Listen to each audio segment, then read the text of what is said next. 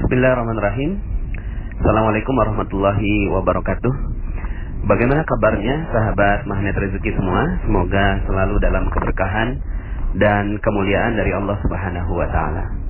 Bagaimana materi-materi Magnet Rezekinya? Mudah-mudahan bisa membuka cakrawala berpikir Anda semua, kita semua, dan setelah itu insyaallah rezeki Anda berlimpah ruah, ya.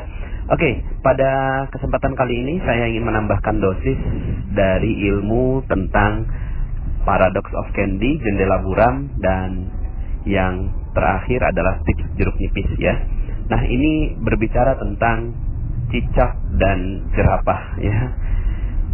Bapak Ibu, saya suka sekali dengan dua makhluk Allah ini, ya. Dan dua makhluk Allah ini bisa menjadi pelajaran yang berharga untuk kita semua. Yang pertama adalah cicak. Cicak ini Allah berikan menjadi makhluk yang kita lihat setiap hari, gitu ya. Jadi dia ada di dinding kita, ada di langit-langit kita, gitu ya. Kemudian ada di rumah kita, ya. Mudah sekali kita lihat makhluk yang satu ini. Uniknya adalah cicak ini makanannya terbang, Bapak Ibu, ya. Makanannya itu nyamuk, sementara dia nggak bisa terbang. Ini kita semua sudah tahu, ya. Tapi coba kita pikirkan betapa Allah Subhanahu wa taala memberikan rezeki yang unik bagi cicak, gitu ya. Cicak nggak bisa terbang. Kalaulah kita jadi cicak, apa yang kita katakan kepada Allah? Ya Allah, ini nggak adil sekali, gitu ya. Kenapa kok rezeki saya malah terbang, sementara saya nggak dikasih bekal yang cukup untuk mengejar makanan saya. Tapi cicak tidak melakukan itu. Dia hanya diam-diam merayap, gitu ya.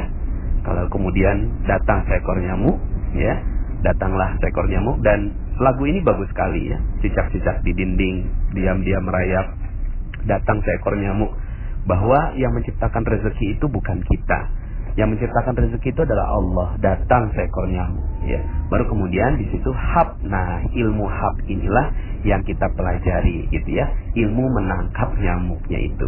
Tapi sebelum nyampe ke ilmu hab, Bapak Ibu, pernah nggak Bapak Ibu melihat ada cicak yang jatuh, ya, dari langit-langit, kemudian tiba-tiba si cicak ini jatuh ke lantai, ya. Itu nyamuknya udah dikit lagi, Bapak Ibu, ya. Itu lidahnya udah menjulur, gitu ya. Terus kemudian sedikit lagi itu nyamuk kena. Tapi kemudian akhirnya si cicak tidak berhasil menangkap nyamuk dan akhirnya dia terjatuh, Bapak Ibu. Nah, coba kalau seandainya yang jadi cicak sekali lagi adalah kita, apa yang kita lakukan kepada Allah Subhanahu wa taala? Apakah kita mengatakan demikian? Ya Allah, sungguh nggak adil. Pokoknya saya udah frustasi, saya stres, saya udah nggak mau lagi nyari makan. Ya udahlah, pokoknya terserah engkau. Kalau seandainya saya mati, terserah deh, gitu kan? Apakah itu yang kita lakukan? Ya. Dan sayangnya, sebagian di antara kita sering melakukan itu, Bapak Ibu. Ya.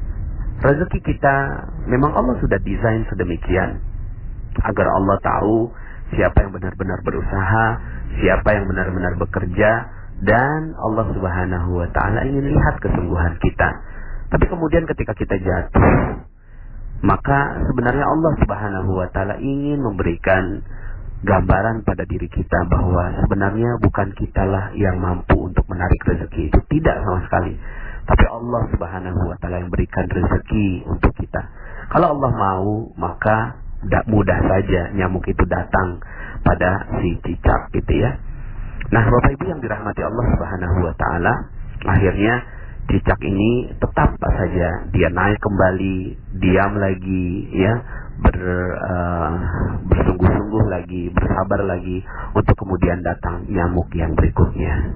Nah, Bapak Ibu, semoga kita bisa mengambil hikmah dari kisah nyamuk ini. Nah, kisah yang kedua, atau kisah nyamuk dan cicak, ya. Kisah yang kedua adalah tentang jerapah. Saya terkaget-kaget ketika menemukan fakta ini, Bapak Ibu, bahwa ternyata jerapah itu sejak waktu bayi, ketika lahir bayi, ya, kakinya kan panjang sekali, Bapak Ibu, ya. Lalu kemudian si bayi ini langsung berusaha untuk berdiri. Tapi Bapak Ibu, oleh ibunya sendiri, ini si jerapah ditendang, Bapak Ibu, sampai jatuh. Bayi jerapah ini ditendang oleh ibunya sampai jatuh. Lalu kemudian si bayi jerapah ini naik lagi, berdiri lagi, mencoba untuk berbangun lagi, ditendang lagi sama ibunya. Dia berdiri lagi, ditendang lagi sama ibunya. Berdiri lagi, ditendang lagi sama ibunya. Berdiri lagi, ditendang lagi sama ibunya. Sampai kemudian akhirnya sang bayi jerapah itu kakinya kuat. Lalu kemudian dia tidak akan pernah melipat lagi kakinya sampai meninggal dunia. Bapak Ibu, kesannya tega ya gitu ya. Kesannya tega banget gitu loh. Seorang ibu kok ya bisa menendang anaknya atau bayinya sendiri. Masih bayi loh gitu kan. Tapi ditendang. Tapi begitulah kehidupan. Allah ingin menggambarkan kehidupan jerapah. Bahwa ya ibunya jerapah ini punya niat yang sangat-sangat baik untuk menjatuhkan sang bayi jerapah ini. Tapi kemudian ya si bayi jerapah ini gak paham kenapa saya harus jatuh gitu ya. Tapi untungnya bayi jerapah ya bayi jerapah Bapak Ibu ya. Dia naluriahnya adalah ketika dia dijatuhkan dia tidak protes. Coba kalau seandainya bayi jerapah itu adalah kita. Mungkin ya yang kita lakukan adalah melapor ibu kita ke pengadilan Bapak Ibu ya. Mungkin saat itu ya kita marah-marah sama ibu kita dan seterusnya. Tapi inilah bayi jerapah yang ketika dia ditendang, dijatuhkan, dia bersabar dan mengikuti prosesnya. Bapak Ibu yang dirahmati Allah Subhanahu wa taala, mungkin sebagian di antara Anda yang mendengarkan audio ini ada yang sedang dijatuhkan oleh Allah Subhanahu wa taala.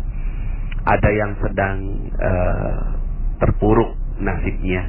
Ada yang sedang menderita banyak sekali musibah. Ada yang sedang bermasalah dengan suaminya, dengan istrinya, dengan orang tuanya. Ada yang bermasalah dengan bisnisnya. Ada yang bermasalah dengan rekan-rekan di dalam perusahaan. Dan seterusnya. Ada yang mungkin uangnya diambil orang, ditipu dalam sebuah bisnis. Dan seterusnya. Bapak Ibu, kalau seandainya Anda menjadi cicak dan menjadi jerapah yang dijatuhkan oleh Allah Subhanahu wa taala, maka betapa bahagianya Allah. Seandainya Anda sekarang yang sedang terjatuh itu, lalu kemudian katakan kepada Allah, ya Allah, saya siap untuk naik lagi, saya siap untuk bangkit lagi, belajar lagi. Dan seandainya Engkau jatuhkan aku, maka aku siap untuk bangkit kembali. Kau jatuhkan lagi, maka kami siap untuk bangkit kembali. Bapak Ibu, betapa bahagianya Allah seandainya Anda adalah orang yang seperti itu. Dijatuhkan oleh Allah. Tujuan Allah menjatuhkan Anda pasti ada maksud yang sangat-sangat mulia. Allah menjatuhkan Anda tidak mungkin jatuh sendiri Bapak Ibu. Anda jatuh sekarang ini pasti ada sebab Allah Subhanahu wa taala menjatuhkan Anda. Sebabnya macam-macam Bapak Ibu. Yang pasti satu hal, pola yang terbentuk adalah pola seperti jerapah. Allah ingin agar Anda kuat. Allah ingin agar Anda tegar. Allah ingin agar Anda luar biasa. Lalu kemudian dijatuhkan lagi. Jadi kalau Anda jatuh sekarang, berbahagialah. Berbahagialah. Kenapa? Karena yang menjatuhkan Anda adalah Allah Subhanahu wa taala. Yang menjatuhkan Anda bukan orang lain Bapak Ibu. Bukan orang lain. Kalaulah seandainya ada orang lain yang menjatuhkan Anda saat ini, yang mengambil uang Anda, yang melaporkan Anda ke polisi, yang mungkin menjadikan Anda hina, dimaki-maki dan seterusnya, dan Anda lihat bahwa semua orang yang menyebabkan itu adalah manusia yang Anda benci, yang Anda tidak suka, percaya saya Bapak Ibu, bahwa itu bukanlah manusia yang menyebabkan itu semua. Karena tidak mungkin terjadi hal-hal yang ada di muka bumi ini kecuali atas izin Allah Subhanahu wa taala. Semua terjadi atas izinnya. Semua terjadi atas desainnya. Semua terjadi atas rekayasanya. Semua yang terjadi di muka bumi ini atas seluruh perintah-perintahnya. Maka maafkan semua orang yang ada di sekitar Anda. Karena bukan karena mereka Anda jatuh, bukan karena mereka Anda tersungkur, bukan sama sekali. Tapi Anda jatuh karena Allah Subhanahu wa taala ingin melihat Anda tegar, ingin melihat Anda menemukan kesalahan-kesalahan Anda, ingin melihat Anda belajar lebih baik lagi, ingin melihat Anda menangis dan menyebut namanya. lalu kemudian Anda bangkit kembali seperti bayi jerapah yang siap untuk berdiri. Bapak Ibu yang dirahmati Allah Subhanahu wa taala, sekali lagi, jika Anda sekarang sedang berat, maka nggak usah sirami diri Anda dengan jeruk nipis, Bapak Ibu, ya. Nggak usah, ya. Sudah, lepaskan jeruk nipisnya dan terima kejatuhan Anda sebagai satu paket dari rezeki Anda. Satu paket. Fa inna ma'al usri yusra. Inna ma'al usri yusra. Sesungguhnya bersama kesulitan ada kemudahan. Sungguh bersama kesulitan ada kemudahan. Di balik kesulitan yang sedang menimpa Anda sekarang ini, ada sebuah janji Allah Subhanahu wa taala yang menginginkan Anda menjadi manusia yang luar biasa. Kuntum khaira ummatin ukhrijat linnas. Kalian adalah sebaik-baik manusia yang dikeluarkan oleh Allah Subhanahu wa taala untuk manusia yang lain. Maka tunjukkan bahwa Anda adalah manusia yang mulia. Tunjukkan bahwa Anda adalah manusia yang terbaik. Manusia terbaik bukan berarti orang yang gak pernah gagal, Bapak Ibu. Tidak. Manusia yang terbaik bukan berarti orang yang tidak pernah salah. Manusia yang terbaik bukan berarti orang yang tidak pernah berdosa. Tapi manusia yang terbaik adalah ketika mereka melakukan dosa, kesalahan, kelalaian, kehilafan, lalu kemudian mereka bangkit dan berdiri, sekedar meminta ampun kepada Allah Subhanahu wa taala dan siap untuk menerima kehidupan, babak kehidupan baru yang jauh lebih baik. Saya doakan tulus dari hati saya yang paling dalam agar Anda semua yang mendengarkan audio ini menjadi manusia-manusia terbaik di muka bumi yang siap memberikan karya terbaiknya untuk umat manusia.